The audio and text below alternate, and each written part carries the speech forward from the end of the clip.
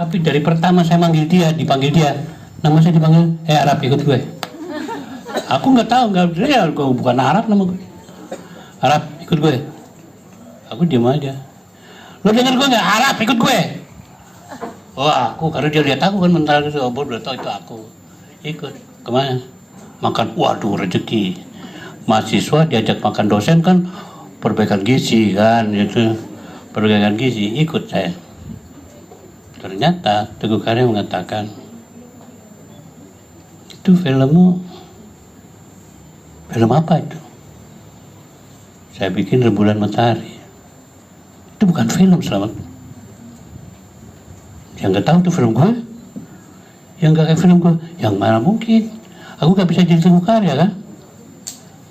Idenya adalah pertanyaan Teguh Karya, kenapa anak peran utama kamu pembukaan film berjalan di rel kereta dengan ilustrasi belakangnya ada apa tuh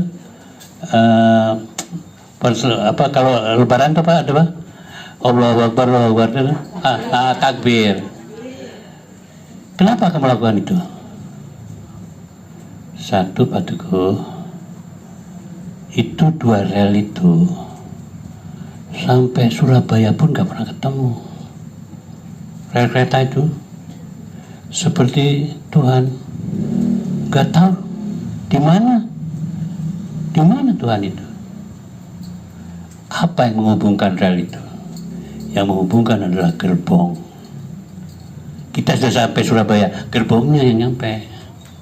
Kita sudah sampai Semarang, gerbongnya yang nyampe. Besi 2 itu tidak pernah bertemu. Jadi saya mau bilang sama Pak Teguh, ngono ya ngono, ning ojo ngono. Wah makin gak ngerti dia. Ah itulah apa namanya pendapat dari Bambang Bujono. Bambang Bujono ya namanya Mbak ya. Bambang Bujono, pelukis. Dan menyakiti hati saya dan sampai saya hampir nggak bisa makan di sini. Karena Bambang Bujono mengatakan, Selamat itu bukan orang cetak buku ya. Beda sekali sama Teguh Karya. Waduh mampus aku. Kalau Teguh Karya dengar, gua nggak makan lagi sini. Tapi ternyata memang benar, Teguh Karya dibesarkan dalam ruang waktu yang berbeda dengan saya. Dia anak gereja, kalau Natal dan Tahun Baru dan Natal atau Paskah, pokoknya drama ini harus disutradari sama si Ahok. Nama Teguh Karya yang sebenarnya si Lim Chuan Hok. Cuma namanya si Ahok. Pokoknya harus disutradari oleh si Ahok. Oke, top. Rupanya dia jago banget di situ. Teguh Karya jago betul di gerejanya. Sampai dia berpikir ingin rumah itu tiba-tiba jadi kecil untuk seorang yang berbakat kan. Teguh Karya mengembangkan diri, lari ke Jogja, masuk Asdrafi. Ternyata Teguh Karya lupa, dia belum lulus SMA, mau masuk akademi yang nggak bisa dong. Akhirnya dia kursus malam dan dia lulus. Ada paket kan, paket habis itu dia lulus. Kaget dia. Begitu dia Asdrafi, Cina langsung depan sono. Dan sini kita, Cina depan. Kok gua dicina-cinain ya? Kenapa itu? Dia mikir, oh gua punya nama baptis, Stefanus. Dia ganti Lim Chuan Hok, diganti sama dia. Namanya Steve Lim. Dari Stefanus Lim. Masih dicina-cinain juga. Cina lu, gue bilang sono aja lu. Maju Cina, aduh. Dengar gamelan, dengar semua. Dia jatuh cinta, lebih jatuh cinta lagi dengan Jawa. Bung Karno menyelamatkan dia. Semua nama-nama itu harus ganti nama Indonesia. Wah, dengan gagah saya pakai skuternya. Gue punya nama baru. Wah, siapa nama lu Pak Teguh? Teguh Karya. Aduh, aku dekat dah. Pak Teguh. Teguh Karya itu nama toko besi. Nama toko besi di Simpang 5 Semarang. Apa? Toko besi Pak Teguh. Biarin. Aku pengen Teguh, pengen sekeras besi dalam mencapai cita-citaku. Wah, tepuk tangan lah kita. Mulai hari itu, nama keluarga Lim menjadi keluarga karya. Dan Teguh Karya membuktikan pada kalian semua, inilah oleh-oleh dia. Si Lim Chuan Hock, si Steve Lim, si Teguh Karya itu telah berubah. Ada nasihat dari Cina tua, namanya Nyuan Xiang. Kita Cina harus percaya kita itu kasno. Kasno itu artinya bekas Cina. Ya, bekas Cina. Jadi karena apa kita ke bekas Cina? Karena paspor kita udah Republik Indonesia. Yang tidak boleh dilakukan kirno, mungkir Cina. Tidak boleh, karena itu hubungannya dengan perang pencipta. Karena kalau orang Cina bilang Tuhan kan Tien, nanti Tien marah. Nah, katanya jadilah Cina, tetapi berpikirlah seperti kamu memiliki Indonesia. Wah, tuh kau senang banget. Lebih senang lagi malamnya aku ceritain. Tuh Karya, lu dari mana Cinanya? Cina ala apa? Dari mana asalnya di Cinanya? Oh, gue dari Santung. Bapak gue tukang kayu. Nah, kalau lu tukang kayu dan dari Santung, nenek moyang lu datang itu palanya botak, rambutnya panjang, dan karena miskin nggak bawa bini, bawa tangan aja.